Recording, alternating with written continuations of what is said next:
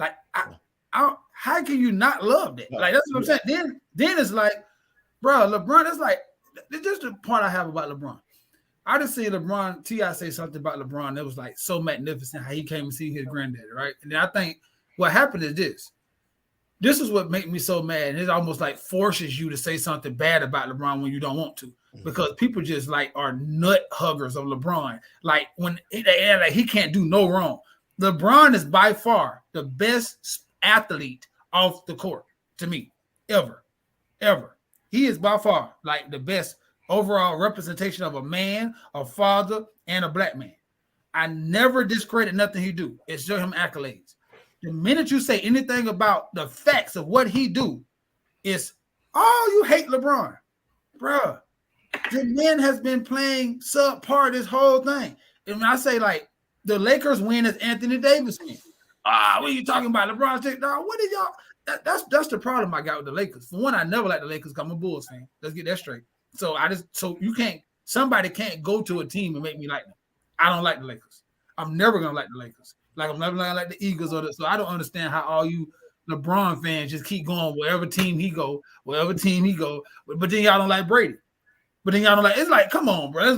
It's just the hypocrisy in this world of me. Now I want you to be straight.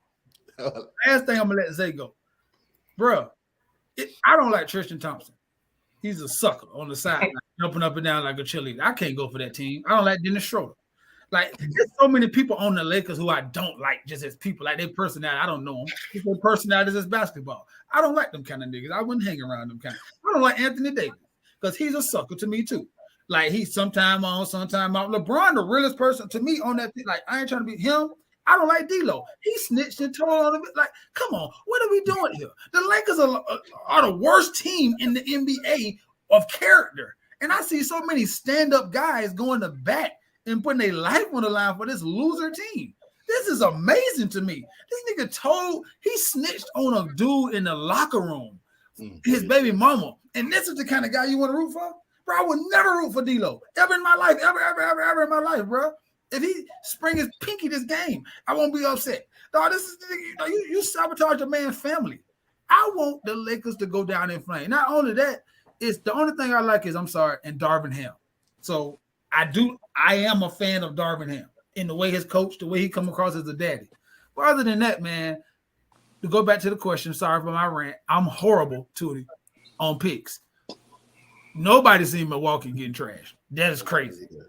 I hope the Heat win it all. Really. I hope it be Warriors and Heat. And I hope the Heat win it all. But I don't see that coming. I take that. Yeah. Well, tell you my picks are on for right now. The Miami Heat is all I care about. I didn't see Goat James doing any of that, what he was doing. But because I think I said that Steph was going to definitely beat them. But they surprised us. Even I think it surprised Steph Curry. Because what was that, Draymond's podcast? He was saying, I'm trying to figure him out. He played possum on them and then came alive. Like, what the hell? So, interesting. But I know my Heat, I got faith in them. That's the only thing I care about on the east side. And on the west, it's going to be one of the greats that's going to pull it out. But I do think ultimately the championship going to come from the west. I got one question before you go on, Tootie, for Chris, because he's a coach. So, I want to know this. Like, seeing how much of a liability the Warriors interior is, because the big man is like too slow, and then Draymond too slow. You know what I'm saying? Like, he not good enough, really, just to be realistic. Then Anthony Davis is like amazing right now. I don't know, whenever he want to be. Like, and then because then you got the young boy, what's his name? Vant with a V. Wiggins? No, who was sticking Curry the last time? Vanderbilt. I like it because he long. So I'm saying, what do you do then as a coach if you Steve Kerr right now? What do you do?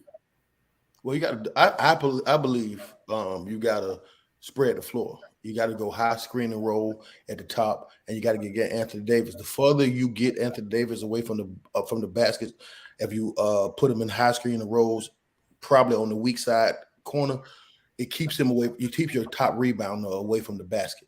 So, no, I'm saying this. My bad. Jermichael Green was Steve Kerr first thing that did that, right? So then they countered with Vanderbilt sticking Draymond and AR sticking Kerr. So now he come back and block everything. I'm asking you as a coach. Because right now, I kind of seen what you was going to say, But now I don't know what answer. That's why I kind of feel like Zay and too. Like I don't know how Warriors really went. It's like I don't see as a coach. Like how do you see? I say it like this. Before we get into that. I think that if the KKK was playing the Warriors, I'd be rooting for the Warriors. I mean, I'd be rooting for the KKK.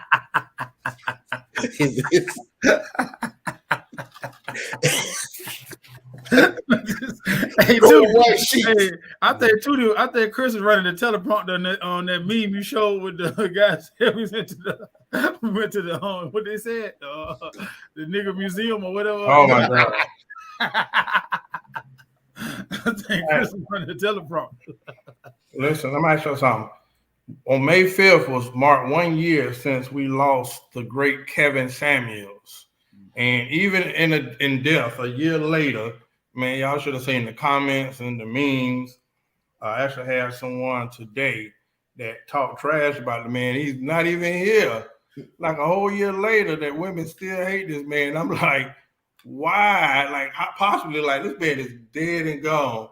And she was on the comments going throwing haymakers at everybody. You know, because Isaac Hayes put up a meme with all the 4 dudes that was the biggest simps. And she was in there. She was so heated about it. And I just couldn't understand it. But Kevin Samuels, 1 year after death, was he a messenger or a menace? And I say that because there's a documentary that's going to be released in a couple of weeks about the rise of Kevin Samuels and why he was so impactful and why he had such fanfare. Mario. Hey, you know what, too? I seen that, too. And it's like it hit like a barrage. Like, you know, I didn't even know it was the year. It's like all the haters like had it marked on their calendar. Yeah. Like, they synchronized like hate posts. Because that's like I looked at my phone and looked back at it again. It's like nothing but just like angry people and like Hollywood Unlocked and all them and then TMZ, everybody just put. I'm like, bro, that is crazy that this man mama still got to see this stuff a year later. Mm-hmm. Like his family still got to see this shit. Like, because whatever you believe he preached. Oh, but if you did, like he can't berate women no more. Like you know, I know it's still out there, but it's really technically not relevant. You got a lot of mini-me's out there, but I'm saying his impact has watered down. You know, has been watered down a little bit, and I think it's just distasteful and sad, bro. I think it's sad because we always talk about empathy, like in human decency, and I think that right now nobody's showing it. Like, take away the black man, take away the man. I'm just saying, like, bro, you know he is dead. Like, bro, you don't have to commemorate his death by bashing him and killing him again verbally every year. This is like the sickest part of the world. We show it. They show it on Instagram and social media all the time, like how bad we are as a people now. It's just sad, bro. Zay. I think it all depends on who you ask. For a good percentage of men and a lot of women, he's a messenger. And for the women that he may have stepped on their toes because it was real, he's a menace to them because he lifted their skirt and showed their underside, and they don't like it, you know. But like you said, that's still someone's son, that's still someone's dad, that's someone's brother, and that's very insensitive, but that's the world we live in. So as crazy that they have to remember you that way, or that they chose to remember you that way, but that's what it is. That's what we saw. Chris, look, before I go to Chris, I will say this: the interesting part of, even from the grave, he's making money. Those clips are probably more viral now than ever. He was smart enough to leave an estate. He even had a beneficiary for his YouTube and all his pages. I just still don't understand how I don't understand how it triggers people that much. But, you know, each his own. I think personally, before him, you had nobody speaking out like him. And personally, he only spoke to men, right? It only became a problem when, you know, he started addressing women who were the ones that called in actively to participate in the show. So just another example of craziness. Chris Leo. I think the question was he a messenger or a menace? And I would have to say that this man was a menace. I think that, but I have no evidence that women don't respond to and like and admire menaces. Like most of the menace I've seen in my life, women love them. Think about NWA. Women love them. 2 Live Crew. Women love them. Andrew Tate. Women love him. Donald Trump. Women love him. So if you really want to affect women and attract women, you have to be a menace. I would have to say that he was a menace with a message, and his message was get married. His message was take care of the women that you in relationships with. The message is be the best man you could possibly be. The message was mansplaining what women have been saying a long time. Like when you ask a woman what she wants, she gives you a word gumbo, and you have to just, you try to decipher through that. What he did was simplified it and made it, well, you want this? There's a number attached to that, and men can speak that language. And once they open their eyes to the actual number that it would take for you to do that, then now you can calibrate the man in which you have to go for to get that. Once you can designate the man, now you got to see if you qualify for that particular man. And I think that putting up that mirror to Black women was hard to see, because we've never seen that. We've never seen a man unapologetically pro man. You know what I'm saying? That's just supports men. You've never seen that, and it was when you seen it, it was so shocking that a lot of men fought it. But I think it's time that we started to get used to being unapologetically pro men, and there's nothing wrong with that. You know what I'm saying? But you got to understand that when you do that, you're going to be looked at as a menace, because it's just abnormal. Hey, Chris, what is my favorite saying? Work comes in a dictionary. The only place that reward comes before work is in the dictionary. And what he pretty much told those women is you got to work for that type of man that you're always vehemently saying that you want, and they ain't like that. That was my take on it. And that's where I could side with you on the menace thing, where he became a menace to those, like I said, and a messenger to the rest, because those who took notes and made those slight adjustments, they probably sailed off in the sunset with the person that they needed to complete their journey. But we don't know. Chris, I'm gonna tell you, what's interesting? One of his most viral videos was the video when the young man actually called in for guidance, and he was talking about he made like $16,000 a year. Remember the one where he said you got a big dick, and and dude kind of checked him like, Kevin, like, shit, what you got to offer? You don't even have a big dick. That video went viral. Women love that video. They comment da. But they loved it because it was funny to them. But it was putting down men. That's why. Putting down men. But in that, because women have selective hearing. But if they looked at what he was saying, he was like, bro, you have to present more than that. He's pretty much telling, hey, just like a daddy or uncle, like no BS aside, bro, you got to do more for yourself. You got to bring, not for them, for yourself. Like that's not, you're not giving enough for what you're asking. And I think a lot of people miss out on those clips. A lot of those clips, he was talking to us and they took it another way. But that's why I said they got selective hearing. Again, an example of being a menace. He wasn't just a menace to women, he was a menace to men. And that's what and a lot of times you have to do that to send a message. People, you can't tell me the nice messages that you remember. You can't tell me. Martin Luther King was a disruptor. Malcolm X was a disruptor.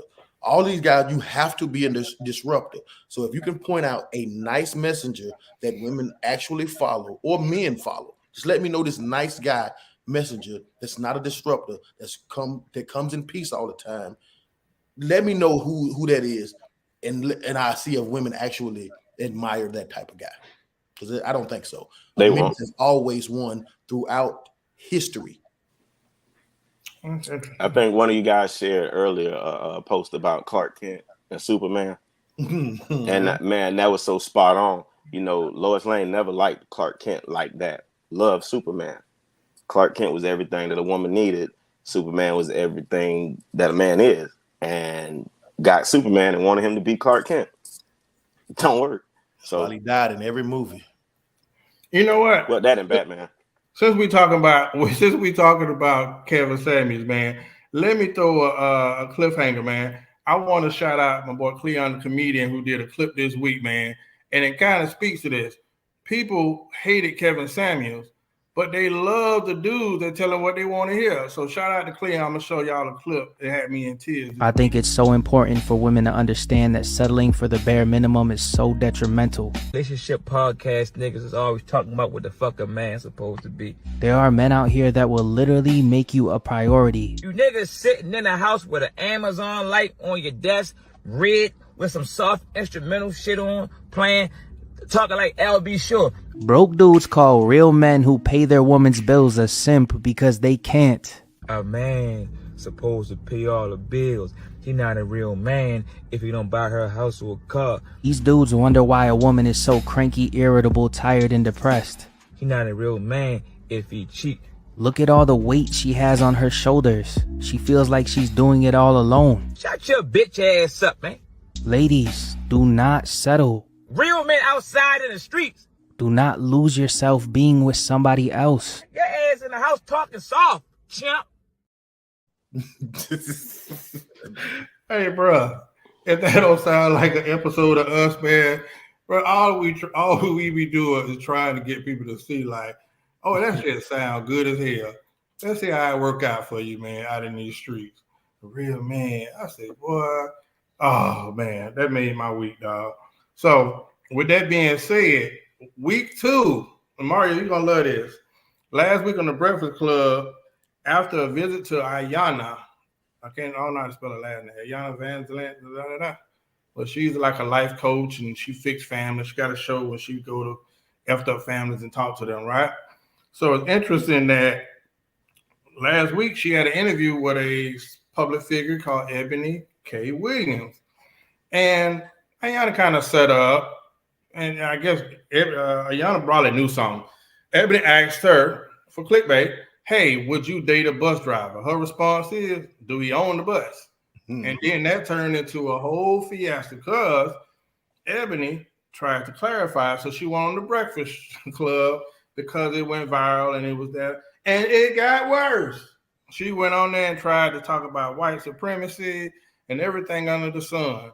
And then even DJ Envy got on her saying, like, if you like white men or these are your preferences, you just say that, but don't downgrade the blue collar person like they didn't achieve enough.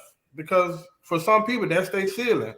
Some men are content, like I'm providing. Some bus drivers make 6 figures. And so it kept getting worse and worse. Even when the stuff came out and said, well, damn, Ebony was engaged to a white man who left her, who wouldn't even spend COVID with her. Bro, every day there's a new meme or interview or a clip on Twitter that they dragging up, and it just seems to get worse and worse and worse for Ebony Williams. Mario, did you see this clip trending? I did. It's like a 3-part thing. The funniest thing was Dr. Umar. Oh my God, man. Bro, I laughed so hard, bro. I was waiting for him so far because when Charlamagne gave him the alley-oop, because that was that alley-oop. So because once his name gets said, it's gonna get mentioned, and it's gonna get tricked. It's gonna set him off because he probably wouldn't even caught this if it hadn't been for that. So good job, Charlamagne, because you continue the content. But the crazy thing about this is when Ayana asked her, because I like to get context. She asked her, like, would you date? They was talking about why you can't find a suitable man, in this climate. And she asked her a simple question: would you date a bus driver? She said, if he owned a bus. At that point, I don't have no problem with it. That's your preference. Like, if you don't want to date a dude who don't own, cool, that's you. You just make it smaller for you to get a man. Like, that's on you. I don't have no problem with that. That just means that you're probably, that's why Ilana said that's the problem. So your system, the pool that you're picking from is going to be very small. That's why it's hard for women of your caliber to get a man, because y'all sideways of thinking. That was the point. This is what happens when people, and I hate when people do this, and they try to do this all the time in life. You fucked up. Excuse me, my French. You messed up. And then now you start thinking about the optics of how it looked or what you said. And then you try to go, oh no, if this ain't because now you try to throw the other stuff on the other people, and bro, that's not what you was talking about. It's simple. Stand on what you said. You don't want to date no dude who don't make over 100 something, who not an owner. That's your criteria. I never fought nobody for their criteria in life. If a dude say he don't want to date no chubby women, and he don't want to date no light skinned women or tall women, bro, I never was the person who say they should. No, they shouldn't. They should date what they want. But what they can't do is cry about not having it when they're not the reciprocal of the other person. Because see, the thing about it is, Ebony, most people who are the man you're looking for don't want to hear you. They don't want you. And that's the problem. And that's what Ayana was trying to teach you, but you didn't want to listen. You want to be Sister Soldier. Mm-hmm. That's just the gift that keeps on giving and giving and giving and giving. And I just wanted to make that point, though, because I don't have no problem with her saying she don't want to date a bus driver. I don't have a problem with that. I have a problem is when you try to make it look like you was saying that to big up black men and tell us in some kind of way that we should think higher and all that. That wasn't the question. Yeah. That wasn't even a topic. And I hate when people do that to try to like pivot off to prove their point. I'm so happy that. And last thing to say is shout out to Envy, because I never seen a light-skinned dude dark as Charlemagne in 10.3 seconds. When I say Envy was so mad and ready for her, bro, he was on the mic, Tootie like this, like, dang, bro, you scrumping up the paper or stop chewing gum. Like Envy is that guy because he's a producer, so he's always listening for sound. Bro, he was tapping his name on the desk. He was grabbing the mic. He was so irritated, right? He was so mad because this was so insulting to him because as a man, it's like, I think he knew about the white thing. I think he knew about all that in the beginning. He was like, oh, I'm finna light her ass. Oh. And I just love that. Oh, it was good, man. It was good to see, man. That's the part I hated about it, but it was good content. I'm glad you brought this up. Mm-hmm. Turn your mic on. You are a professional. Zay? Well, Hardy, you hit it on the head again, but it was a simple question that he asked. And then what Chris said with the digging, once you put your foot in your mouth, now you're trying to cover it up. It's almost like a liar. When they tell one lie, they got to tell another to try to make it fizzle out. And it didn't fare well for her. I was really surprised with Envy because at first I thought he was doing too much, but then he was right. Because the people that do support him are the regular class, and it's probably a bus driver while he's riding, he's listening to them. And so, yeah, I'm not going to have you disrespect not only black men, but the people that support me, the people that supported her, like they said. So I saw a lot of backlash that she did receive where people were saying, they not going to buy her book and things of that nature because the covering up that she tried to do was terrible, man. And I hate that happened, but it does. And I think this is a conversation that we have a lot of times with women, like your desires and things that y'all want is nothing wrong with. Have those things, understand that,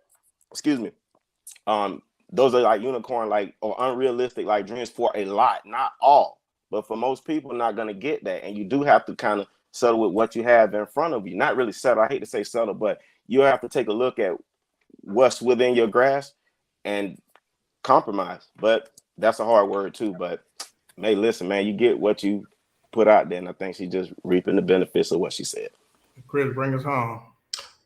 This wasn't surprising to me at all. It is culture to talk down about black men. It's even more culture to talk down about blue collar black men. We've been hearing this our whole life.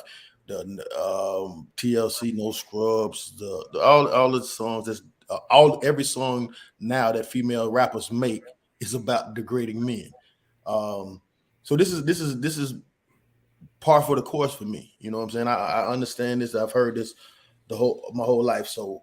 But what I think that men should take from this more than anything is that woman unapologetically stood on everything she said and did not apologize for nothing, did not recant nothing, did not walk back nothing in a time where all I see is black men getting on TV apologizing for some shit all the time. You see, this black woman will refuse to apologize to you. Even in the face of Envy, DJ Envy pressing her and telling her how blue-collar black men, a lot of them felt. She said, fuck them, feed them cake. So at the end of the day, you guys need to take heed of that. Just like Hardy said, I don't have a problem with somebody's preference.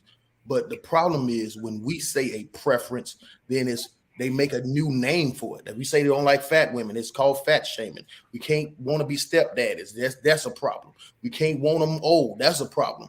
So cool. I don't have no problem with her wanting men that own buses. It doesn't bother me. That's not a woman that I would consider for long-term relationships. Not I hit. And Ebony, if you ever feeling lonely, you can give me a call. Just tune into the show at any time. But at the end of the day, dog, I think that who cares? What we need to do is take from this is stop apologizing for what you want. Say it boldly, say it proudly, and do not stand down from it, because they will not do that. These are the type of women with these type of platforms. They will not step down. I think it was distasteful to bring white supremacy into the argument, because it had nothing to do with white supremacy. This is how you feel about the common blue-collar black man. That's just how you feel about him, and it's fine, but own up to it. I think it's interesting that they always talk about us, and they want to analyze black men need therapy, and I got you, Mario. Black men need therapy, and there's a problem with us, but nobody's going to talk about her dating trauma. She might have had an issue because she just seems to have something with black men. The fact in that conversation, I think it was on Breakfast Club too, where she was talking about fertility. Like, you can't even find somebody to get you pregnant, and then she started talking about how it was so low choices of African-American men to have a child with, and da-da-da. And then she started talking about irrelevant stuff. Oh, we're looking for somebody. I'm looking for somebody this height, this. It's like, man, what are you talking about at this point? Do you want somebody to love you? Do you want a good father? Or are you really out and out of space? So it just seemed like the conversation got worse and worse. Mario. Both of y'all, I was gonna just tell off Chris what he just said at the end, but then you kind of brought up the point I was going to make, Tootie. The best part about this whole debacle or interesting conversation or interlude to a deep discussion is this. When you put all the cards on the table, what are we talking about here? A woman who looks down on a whole class of people, despite of how they got there or they want to be there, who's single as a dollar bill. Oh, that just makes me joyful right there. To know that she's not ruining one of my brother's lives right now. But what she could be is that nagging, nasty, ungrateful, unadmiring, uninspiring wife to a king who can never get his crown because she's single-handedly making his life live in hell. So it just delighted me. I was upset at first, and I thought about it, like, hold up. She go home to her pillows every night. Or to a nigga like Chris who's saying, I beat, but I ain't staying. So I'm okay with this whole debacle, because at the end of the day, Ebony, the K and Williams, that was your name that your daddy gave you. And no man else have ever gave you another name. So I'm okay with you having your high standards. And we'll see. You almost get it. So we'll see. You only got a couple more mango seasons. Don't ever settle. I don't care if you're 65. Don't ever settle. Keep that same record. You deserve. Don't you ever settle. You do. Well, listen. Before I transfer to the other subject, while we don't talk about dating trauma. We just addressed it. But the self-hatred of black women for black men, I'm gonna say it's a thing. When I see two studs who are having a baby, pick a white sperm donor. What that means? Say, go get your box beat up like a white sperm donor, and you say, oh, it's because it was not many qualified donors. Ain't no black men, and then you just say you want a light-skinned baby, but don't turn it into something else, bro. I was just like, come on, man. And we don't see the mental illness in that. To the one thing, the devil's advocate, I don't think it's too many dudes going to the clinic whacking in the jaw. Yeah, I know that was dudes the one thing blood. They'll give blood.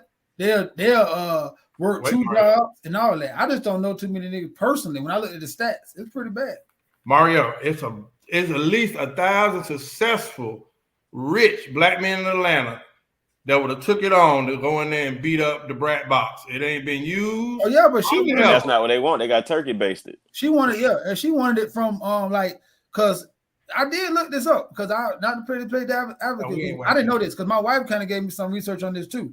When you go to them clinics, it be stuff that you be looking for. Like, I got sickle cell. You don't want nobody else with sickle cell because they might have a greater chance of having sickle cell. I have low this, I have low that, I have. So then you go to a pool, and the saddest thing about it is, black men are the best studs. I don't know if that's the right thing, but we just don't give a lot of sperm. But like when it comes to deficiencies, our sperm is they want it every time. Like that's what they're saying they want, but it's just so low. To like she should, but it's not an excuse for her because I agree, Tootie. The brat is from Atlanta, and there's too many famous dudes that she know that she could have just said, "Hey, bro, do you happen to know somebody?" She could have word of mouth this thing and got them tested because she got that kind of money. But just to play devil's advocate, I don't think it's a lot of brothers who are going out here hitting that mason jar. Don't do it either. Don't do it either. Make them pay for it. That's my point. Who wouldn't have said, "Hey, I know an undisclosed, blah blah blah. Right. She got 25K." Right, that's real. That's why I said that comeback that her girl did, it was great, but it don't apply to y'all because y'all rich. Like when you in that high class, like y'all in the who's of Atlanta. Atlanta, small place. Well, you kind of know. You could have, like you said, you could have seen something. You could have bumped into somebody. Yeah, especially. And if she wanted to take her first and only ride, I'm pretty sure, boy, that could have been a whole reality show, boy. Unused 49-year-old box. No, I couldn't market it that way. Okay. Well, we're going to go to the finale tonight, which is Chris' finale for the night. But I'm going to play the clip first because the whole headline, I think, is something pretty brilliant, Chris. I got to give it to you. But I'm going to play the clip for context. What's wrong with this generation today? These young boys today, what do she bring to the table? The hell you mean, man? What do your ass bring to the table? You got a woman that can come to the table that can make another you. What else she need to slide up to the table with? What about your job? What happened to men who were supposed to be responsible? Do you know that it's our job to take care of a woman and some children, to have a family? That's our damn job. But what happens to when the woman tell you, I don't need a man, Steve? Well, they need to, what? Okay, if you don't, how that's working? You know, how that's working? Who don't need no man? I'm independent. I can do for myself. Yeah, but why do you want to? Not one time did this man question what's wrong with the women. You see how hard he went on the men? It's a total double standard, bro. Well, let me ask you something. I must say the clickbait had me like, boy. But I went back and watched the clip because Super Mario, you know, he's the one that goes and digs, and he got to see everything before he gives his judgment. But the interesting thing, shout out to Club Shade, shout out to Shannon Sharp. The boy been putting out some phenomenal interviews lately, man. And that's not even say he ain't been had them, but lately he done have some good conversations. And I guess people get relaxed around him, so that's why they love it. But I would say to you, Chris, he went on to say some other stuff, and he actually spoke about, you know, previous marriages, which was surprising.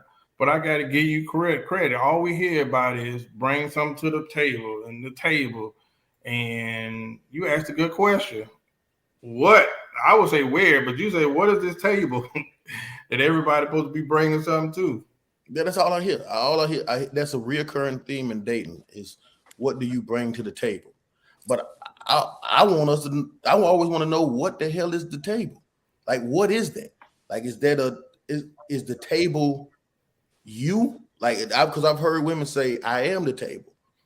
Okay, that's fine. But for me to bring something to this table, the table have to be stable. The table got to be 10 toes down. If the table is wobbly, it doesn't make a difference what I bring to it. It's going to fall off. And if I bring a lot to it, it's going to fall off quicker. So if you are the table, then the table have to be stable.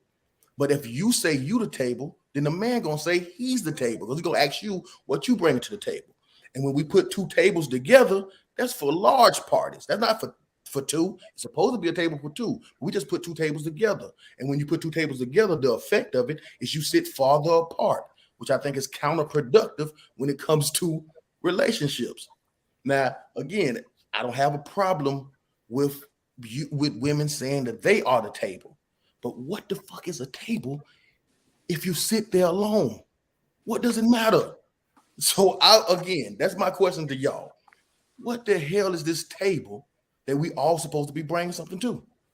I think the last part was good because I'm gonna come back to that. And you say, what's the use of having a table? You sit at it alone. But I asked about 5-6 people. Everybody had a different analogy for the table. But I do know, like, I'm on this side of the table and she on the other side of the table. When you go to a table, usually you either gonna eat or you're gonna place things on top of the table.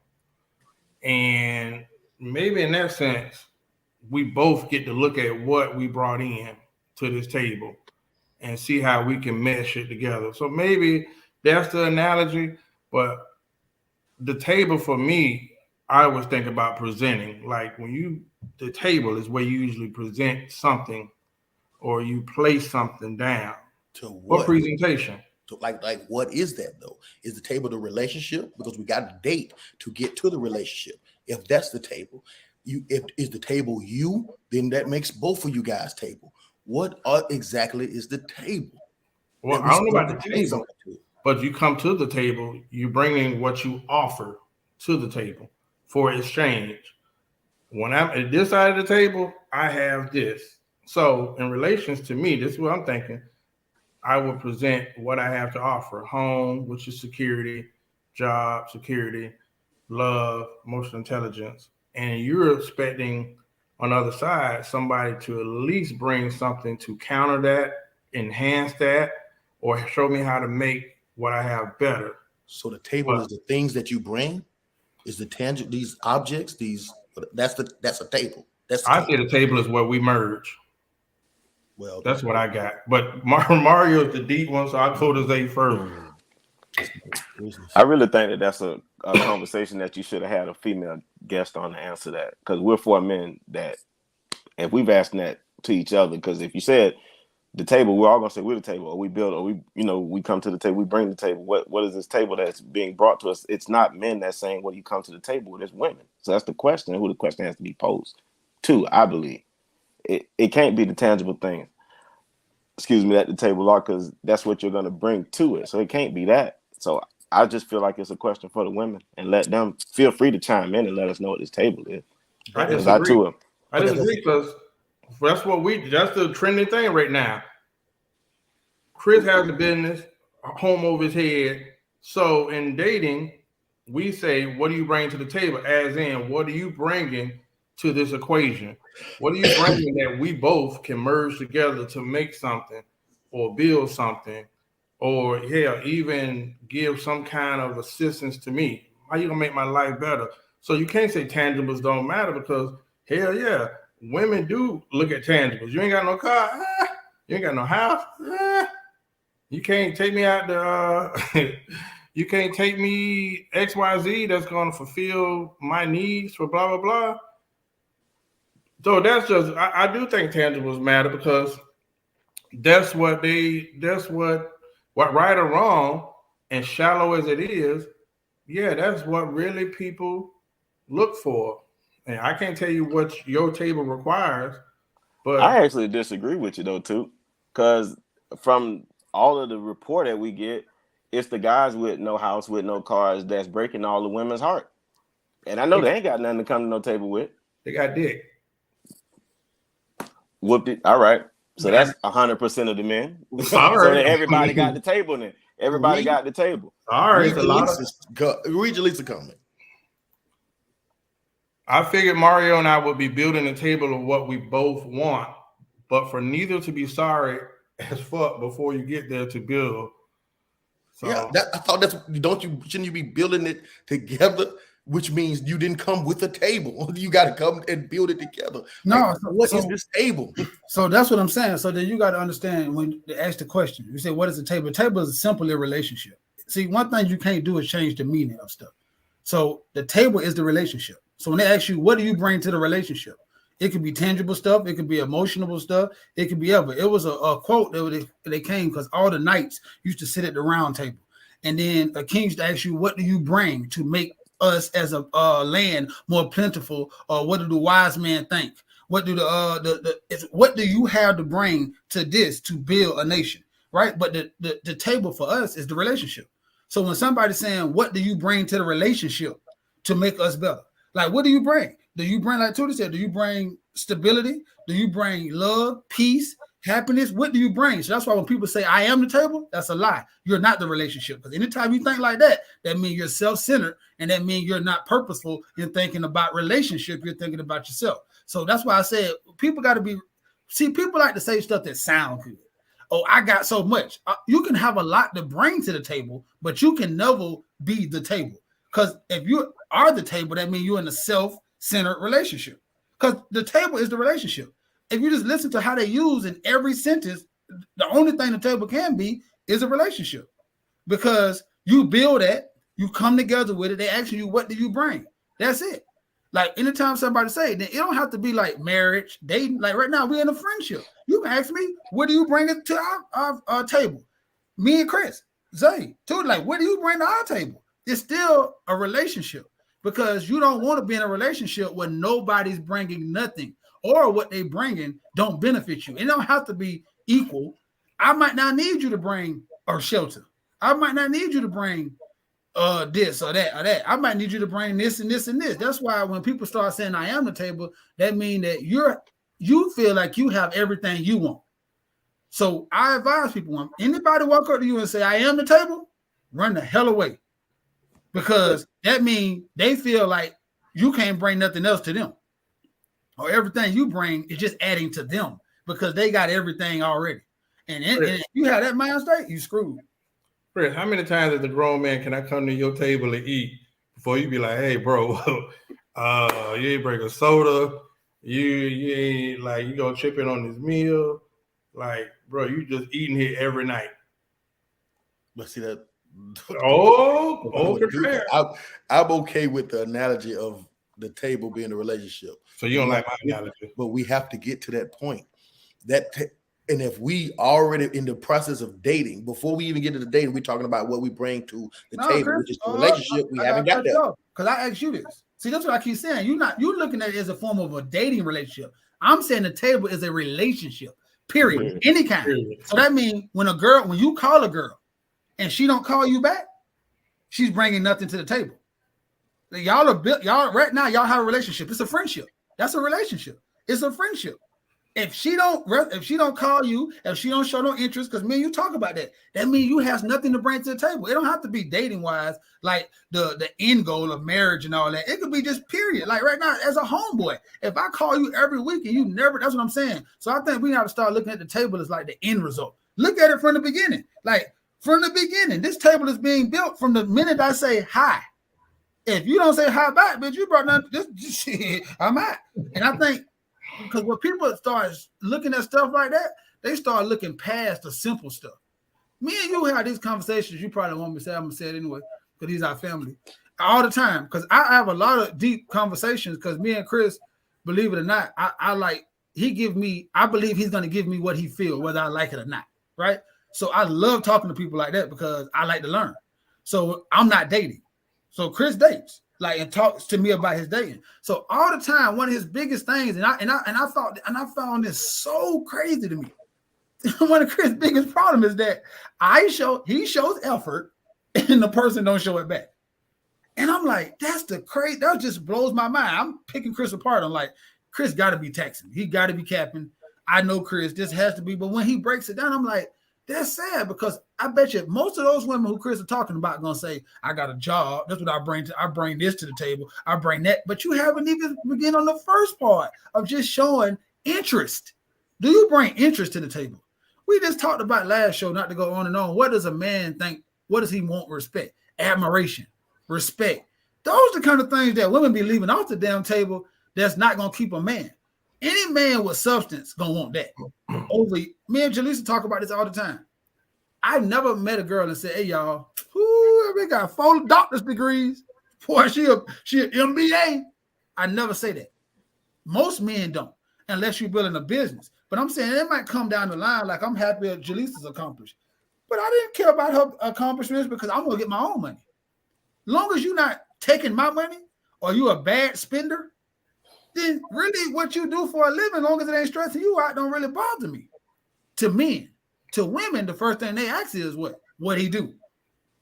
So when I think about that table, I just think that sometimes we just got to start looking at this like relationships. So you're right. Shit, I want to know what you bring to the table because I know what I bring. But what I bring might not, they don't make me bad. I might just don't be fulfilling to your table. I don't know what y'all think about that. I think my analogy was on point. How many times I'm gonna sit at Chris' table eating and getting full, but for he be like, bro, I don't know, bro. Like, you gonna bring something? How many times Chris gonna go on a date and nothing happened? No smash. That's still a table. Up to 3. Hey man, but I'm saying before you even get to the date, if she don't return your call in a timely manner, I'm saying before you even get to the date, because you can elaborate, Chris. Like, what's the like? If I say good morning to you, if you don't have the decency, and you too busy. I mean, me personally, I'm gonna approach. I'm gonna holler. I'm gonna inbox. I'm do whatever that takes. I'm gonna try to swiftly get you on a phone call. I'm gonna talk to you. I'm not gonna bring up sex. I'm gonna have an introspective conversation with you.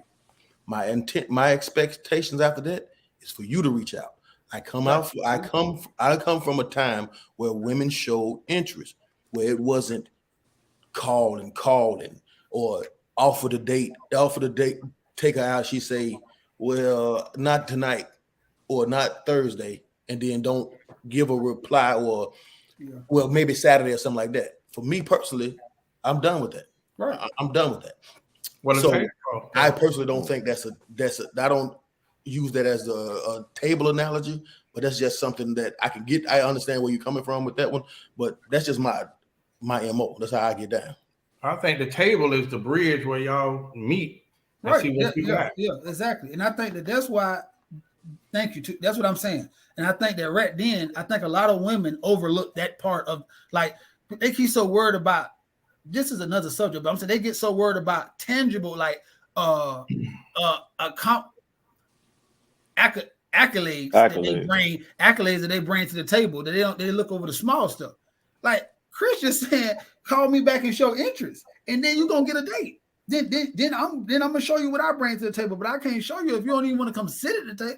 You don't even want to enter the table. Like you want me to just keep asking you to come in? No. Most people don't realize that the small things are really the big things.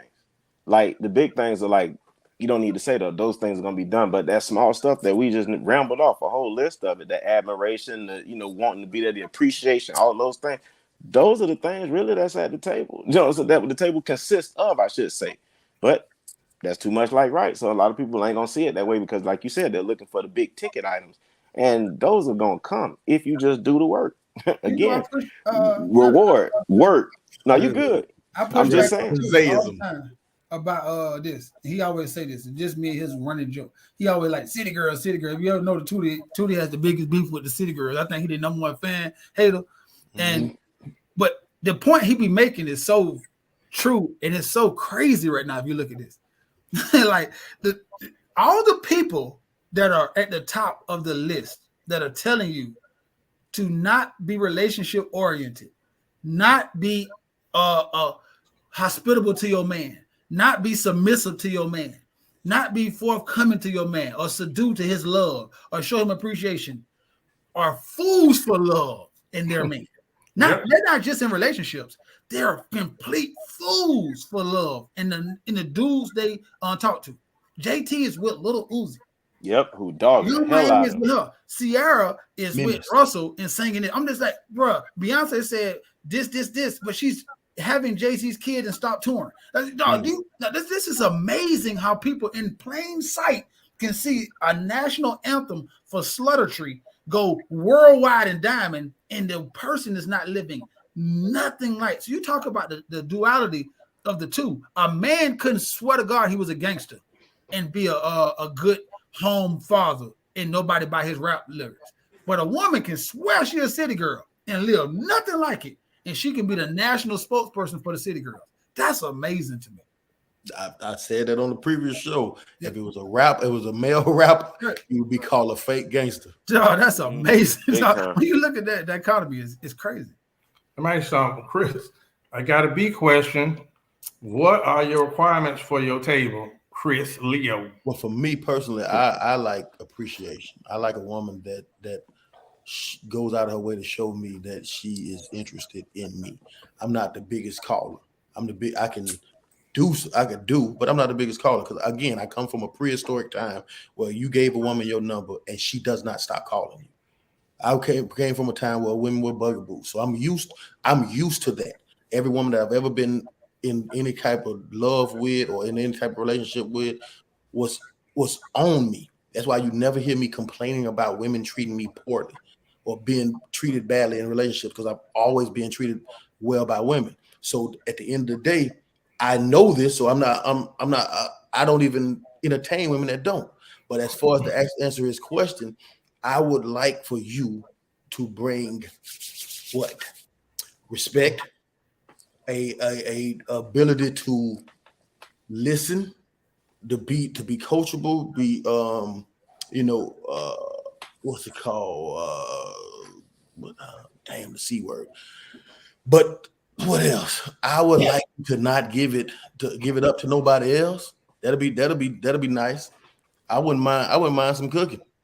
I wouldn't mind some massaging. What else? I'm pretty simple in that. So I don't know. I mean, I don't require a whole lot. What I try to require from women is what I believe is the hardest thing for women is to watch their mouth and always show respect for me, show appreciation to me, and my love language is physical touch. So I appreciate that too. Chris, yo, since my brother asked me that, all of us gotta say it, but my list has changed in the last week. One, I want somebody that's disciplined, somebody that's loyal, but somebody that's coachable. All right.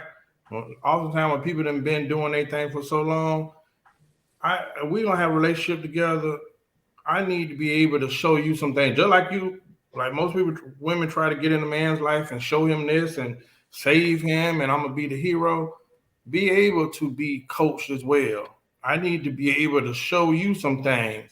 Because some people you meet, you can't tell them nothing. You watch them crash and burn over and over and over again.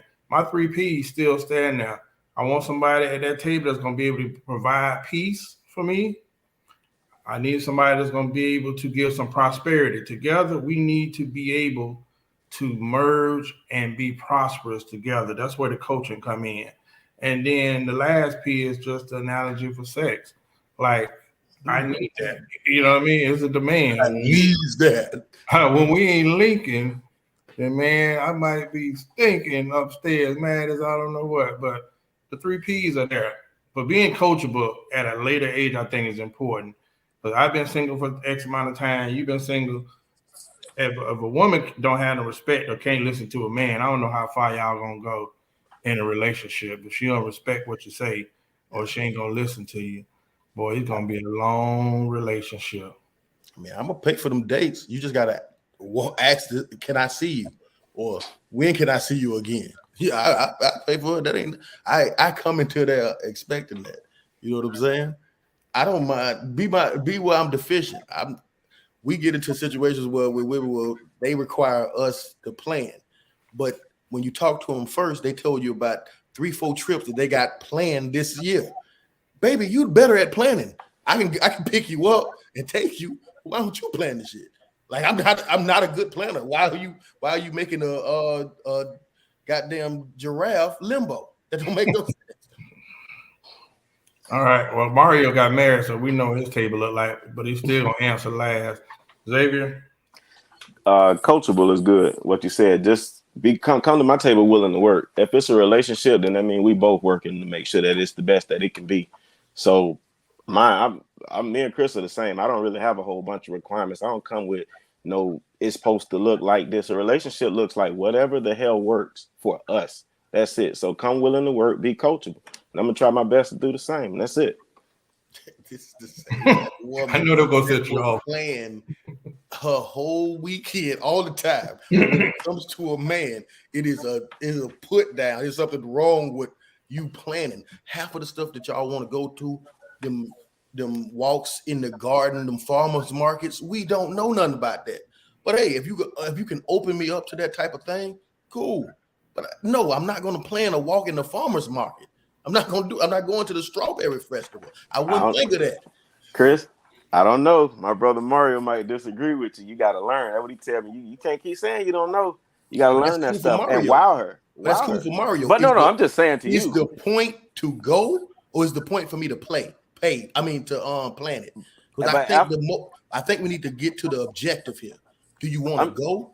Well, then plan it. I don't have no problem with it. But Chris, what I'm saying to you is this, though.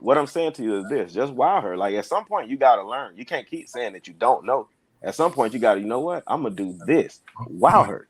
That's it. Don't take much, especially if she's doing most of the planning. But I'm just playing devil's advocate in it and trying to give you a one-up back. You know, like, all right, if she's planning everything and you paying for it, save yourself. That might be fiscal for you, too, because you might be able to plan something. Let's say you was with a woman, right? Mm-hmm. And you was a great cook, right? And you didn't have no problem with cooking. Is it such a big deal that she cooked? No. It'd just be, especially in the initial stages, would it be that big of a deal for her to cook, even though you're pretty good at cooking? Like, I don't think it would be. It's about the experience. It's not about testing somebody whether they would do it. I probably excel in so many other things. I probably excel in text messaging. I probably excel in random acts of kindness. I probably is deficient in planning dates. It shouldn't be that big of a deal. It just shouldn't when you are a planner. Chris, address these comments here. But Chris, tell them it's communication. I can plan my trips, but I don't like to. But if you tell me to plan it and I got it, I will. So that's done. She's saying just communicate. Thank you, Don. I would have never thought to express exactly how I feel. I'm normally the shy one on the show. Shouldn't I mean, okay. Yeah, these comments, Chris. Yeah. She says that she enjoys your honesty. The point is you listen to what I say and do it. Thank you, Master. Thank you, Master. I'll get right on that. Oh my God. Listen. I can't believe I'm about to agree with Chris. I think sometimes we force stuff. So, like, I get it. You want the man to plan, and that's what women repeat, and it sounds good. But maybe he's not good at it. So at some point, you got to give some grace to be like, I'm going to work on that with him. But don't be so quick to be like, oh, he ain't playing nothing, and boom. You know what I mean? Because that man just might be like, I'm not good at it. I'll pay for it. I got it. Let's just go. After a long day, I got it. Let's go. Not to mention, I'm not going to require you to come up with this interesting conversation because that's what I'm good at. I'm not going to require you to open these doors. I'm not going to require you to make it somewhat fun because I can do that. The fact of, do I sit on the weekend and say, let me go do this thing that I have never done before? No, I probably don't. I just probably don't. So if you want to go to sip and paint, all right, I can put on some clothes and let's go. It's all about doing for her what you don't want to do. What's that? That's what I'm getting out of it. Because you don't want to do it, and she asked you to do it. She wants you to do it. That's the sad thing, that we would listen to all that and minimize it to that. I'm saying I'm deficient in something. You should be able to rely on someone who truly has an interest in you and cares about you, and they wouldn't be so superficial that you don't know how to. You're not efficient in planning that they rule you out. But yet I express that, and you say, "Oh, you don't want to do it because you told me to." That's belittling it, bro. I'm just saying subliminally. I observed that because you don't want to do it, it's going to mean so much because I got him to do something that he don't want to do. He did that for me. You're gonna always get dinner. You're gonna always get movie plans. I'm always gonna do stuff like that. If you want something outside the box, that abnormal, chances are great I'm not gonna think about that because I don't do those things on a normal basis. When I have experienced new things, it normally came from women. My sister puts me on to different restaurants that I would have never thought about because women do those type of things. I don't mind being experiencing your world also. I don't have no problem with that. You may not like my world because I'm more of a Neanderthal. You might not like it. But what you like to do, I don't have no problem with entertaining it.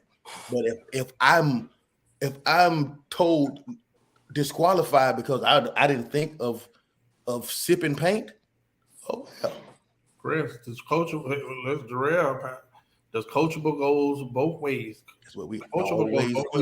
ways, We never make it when we're talking about women. We never keep it on women. We always got a 50-50. But then when women talk, don't say that, Chris. They don't like 50-50. Don't say that. if she said horseback riding, well done. Personally, I've never thought of her horseback riding, but if I know that you are into me and I know that's not the only horse that's gonna get rode after, then for sure I go. Or the horse ain't the only one that's getting rode. Yes, Don, I will go. Chris, I'm being honest, Don. Let's go, Pogo. Ah, man, listen. I don't know. I think that conversation is over because Chris.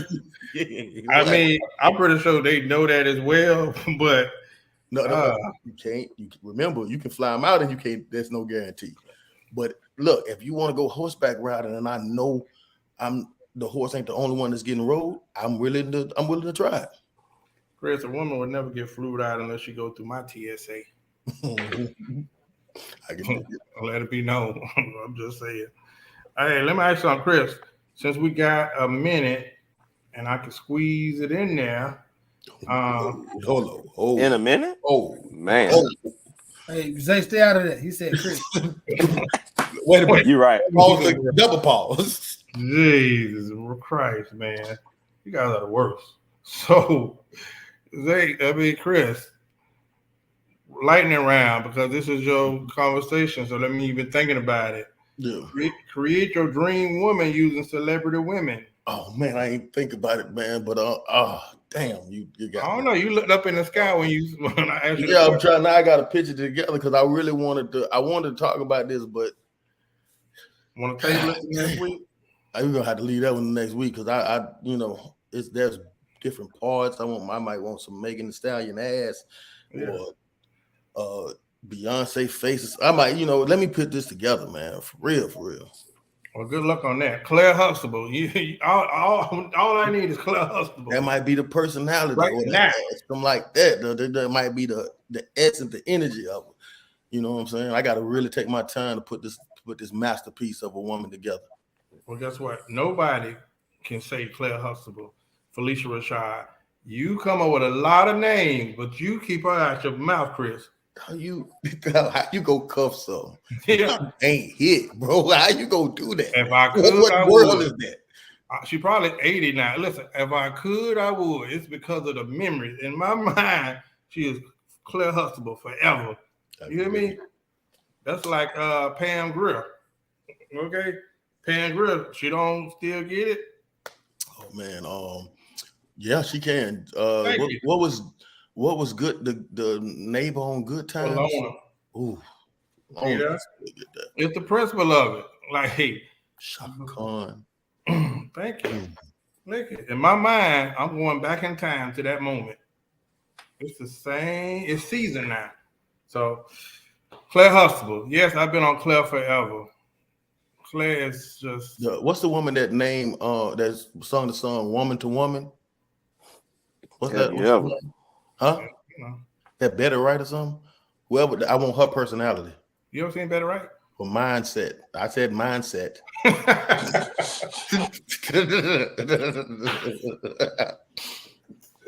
I got to pick from all these women. Jeez Louise, boy. Damn, for some reason when I think of Better Right, I picture Shirley Caesar. And neither of those would not be fantasy field type faces. That's gonna get you where you're trying to go, Chris. So, okay, that's enough for one show, man. I can't take it tonight. Erykah Badu body. With Tiana Taylor.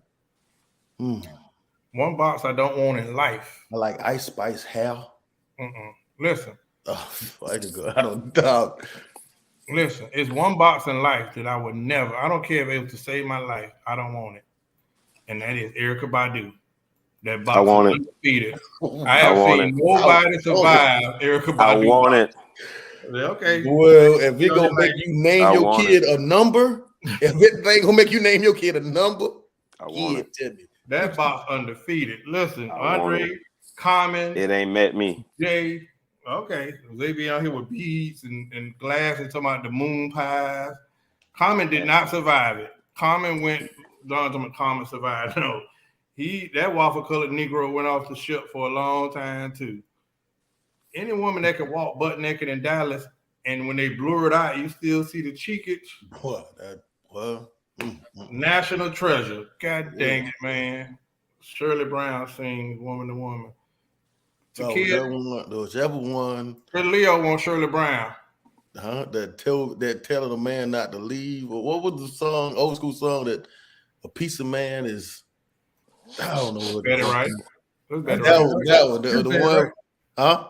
That's Betty Wright. Okay, that one. The one where my grandma used to play that shit all the time. Yeah, basically telling the woman not to leave, and a piece of man is good than no man at all. I like that mindset right there. Jarrell, they will be back in fishnet tank tops after Erykah Badu.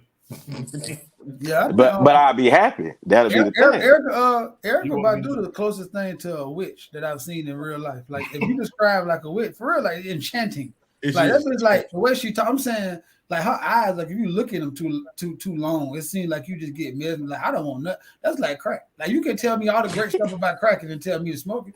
Like if you talk to a crackhead, they're gonna tell you it's amazing. I don't want it. I don't want to be hooked. I don't want to be hooked to nothing in this world. That's that bad. That's crazy. She has this La Bruja. Thank you, Amber. Listen, it's certain that's so you walk in the room, it's candles. No, for real, but no, it's like a spirit. It's like a spiritual thing. Like you look at her, it's like seriously. I think like she's like into like men. When they say witches, like you know that I don't believe. I believe like she like conquers. Like her whole essence is to conquer a man and like mold him into what. I don't want to be under a bitch who like that's her whole life. She spent trying to sharpen those skills. I ain't ready. Sometimes you got know when to hold them and know when to fold them. I can't go play 20 poker with a pro. Yeah, you ain't gonna take me on here. Cannons to the left, cannons to the right now. The dog, she broke some of the most beautiful minds. Yes, thank you, Mario. No, I'm saying like introspective, dog. Not to mention the drugs and the stuff she has tried with men that are thinkers outside the box. Like when you listen to her story and listen to like, I'm always say like Andre 3000 made his best music caught up in her mist. But if you listen to his music in her mist, dog, he said he made, I'm gonna keep saying this, he made Prototype after she left him. Never been the same. An astronaut stuck in space saying, I wish every woman after you would be like you for the rest of my life. I don't want nothing that comes that walks and breathes. And Mario, this man right now, the best rapper in the world, is walking around New York with a some kind of special flute and long shorts, jeans. Nobody talks about that, bro. This man is in Atlanta, no real, like with the long clarinet that's made out of oak wood. Yeah, long cut off and don't comb his hair. This man looks like a bum, like you want to throw him 30 cents if you don't know him for sure. Like my daughter probably walk up on 3,000, think that's a bum. That's how he's out here after Erykah. He never Common is probably the best representation of somebody who kind of snapped back. Cause Jay Electronica ain't never, bro. He want to kill everybody in the industry. Soon as somebody looked at her, said something about her, boy, like she has a track record of just like whoa. DOC. Oh, good. Oh, what you say, Chris? DOC. We trying it. I take both of the city girls together. Like if I was doing Polly, so like, listen, DOC. Give me Suzuki too. No, just the mouth though. Who? This damn Amber, he still fine. I see him in person. Listen, I'm just saying there's certain boxes that you shouldn't open, and that's the one. Listen, I'm gonna set that up, boy. We see Zay right here riding a bicycle with no seat. No, never. I don't think she. The thing about that is that I think that's the quintessential way that men get set up all the time, though. Because she right now, if all y'all was to say you're a woman, none of her characteristics say that's the kind of woman you want to be with. But then you are entangled with her, knowing that she has the power to trap you. I also have the ghost of Pimp C blunt bumping through my frame, so I think I'll be all right with. I think you have the quote. You have the quotes of Pimp C. She lived that shit. She has a track record of breaking, how powerful dude. Andre 3000 played clarinet by the Martyr Train right now. Yeah, for real. Listen, now for real. Windows seat. There's no way she'll talk to a nigga that look like Andre 3000 if he went Andre 3000. I gotta channel my inner Too Short. Yeah. Bro, Windows seat is one of the most poetic videos I ever seen in my life, where she walks down the streets where they killed Kennedy, butt naked. She stripped down, and you will just stare at that screen and just awe. Bro, and think about this, Tootie. And nobody ever degraded her for being butt naked walking down the street. Nobody said, look at this slut, look at this whole dog. She has a trance on the world. Dog, nobody came at Erykah Badu for that, bro. If any other woman had took off their clothes and walked butt naked down, dog, she was butt naked in public. This wasn't no crew. This is a public street. And nobody had they talked about it a little bit, but I'm saying she didn't get ridiculed. It was like, oh, this is so artistic. This is just Erykah. She's amazing. Like, am I in the Matrix? I don't want nothing for dog. She a siren. I believe this bitch go and all that shit. Then next thing you know, bitch, you just out there cutting grass with scissors at night. But no, I'm not fucking with her. Listen, and they didn't want to press charges on them. We declined to press charges. We good, Miss Badu. Anything else you can have?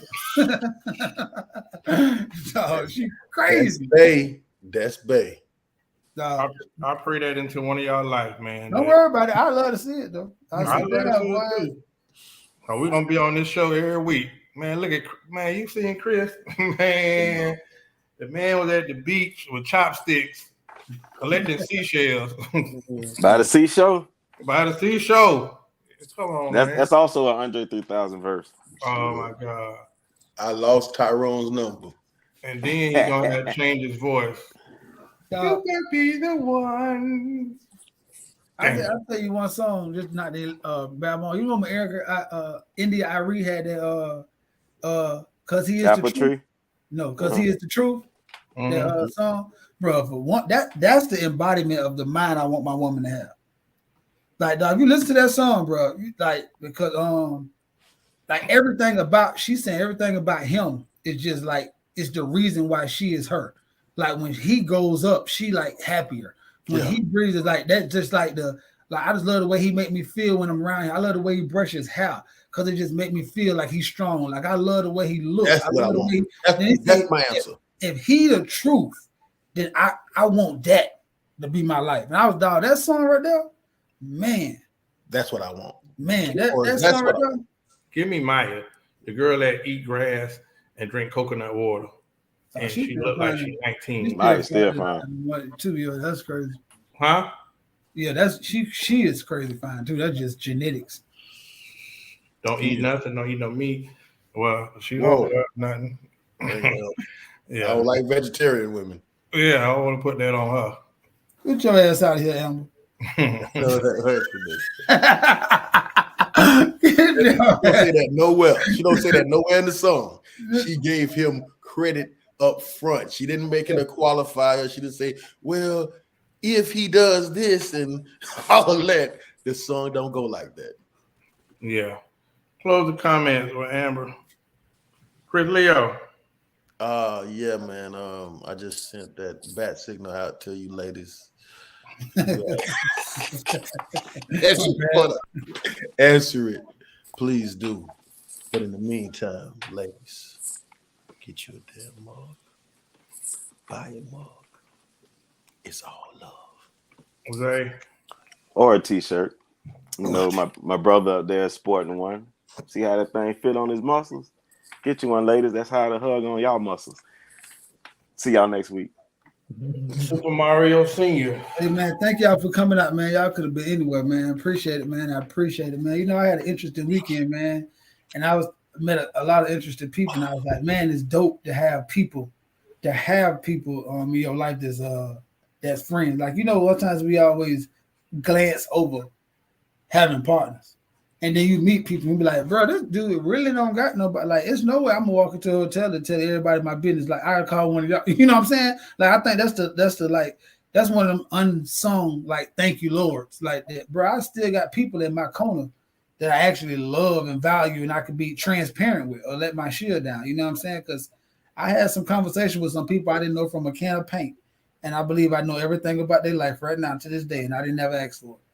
Old fashioned and a cigar, and that's an amazing time I had. So I just want to say, man, I appreciate y'all, brothers. I appreciate it because I can call y'all and then get on y'all nerves as much as I can, and all y'all help me grow in some sort. So, man, I just want to say thank y'all and thank everybody else for tuned in. Hey, I wanted to say this before we go. I went and seen the Corey Holcomb show this weekend. Well, hilarious. That man is hilarious from start to finish. And I like asshole misogynistic comedy, but I laughed at some jokes that I felt like, oh, he just taking it too far on this one. But it was so funny, man. Shout out to 5150 Podcast. He asked me to be on it, but today I said I had to do this. I'm gonna go see it when it comes to that. Cause I'll see you go. I'm gonna ask you about that because this nigga has no boundaries. I think he's the only comedian that says what, like, he's so disrespectful. He disrespectful, but it was so funny, man. I enjoyed myself. Shout out to Corey Holcomb, man, for real. I gotta go see it now. Yeah, well, let me ask you something. Listen, right now on YouTube, they're having a Kevin Samuels, some kind of program tonight. So I don't know if it's his foundation or what, but they're having something on YouTube right now. So when y'all leave us, go check it out.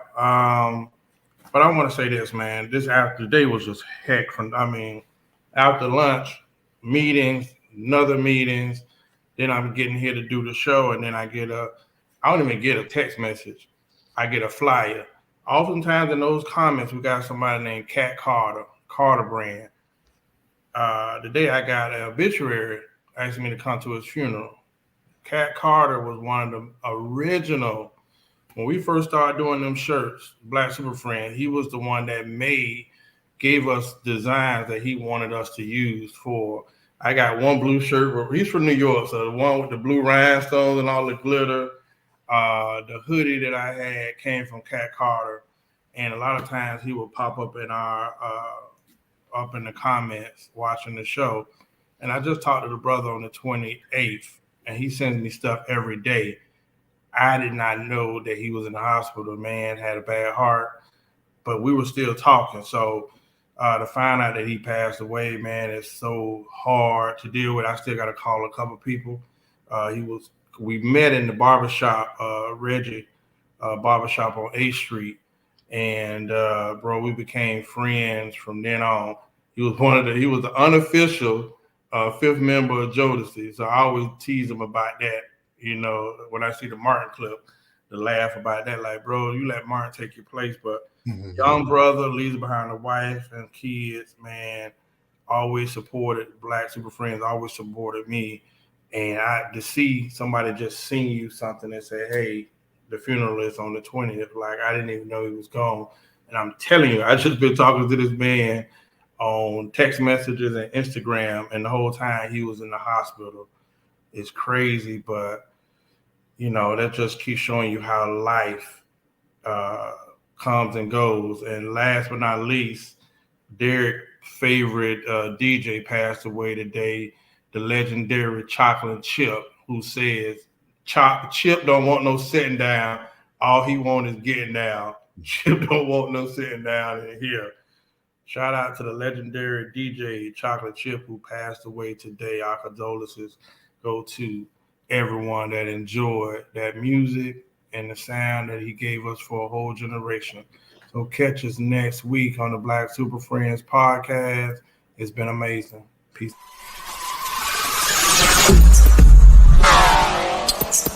Peace.